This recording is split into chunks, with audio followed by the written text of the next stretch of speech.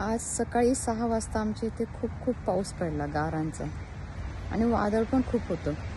तर हे बघा, आता आमच्या घराच्या बाहेरचे झाड होतं बाजूचं मी लावलेलं, ते मुळासहित पडलंय. खूप मोठं झाड होतं ते आणि त्याला खूप छान अशी गुलाबी कलरची फुलं यायची. ते मी ऑलरेडी शॉर्ट व्हिडिओमध्ये टाकली आहेत. तर मी आता तुम्हाला दाखवते ते झाड कसं पडलंय बघा. हे बघा, दिसलं? मुळासहित पडलंय अगदी. खूप मोठं झाड आहे हे बघा.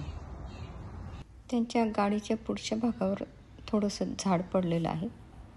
आमची ही गाडी या ठिकाणी उभी आहे.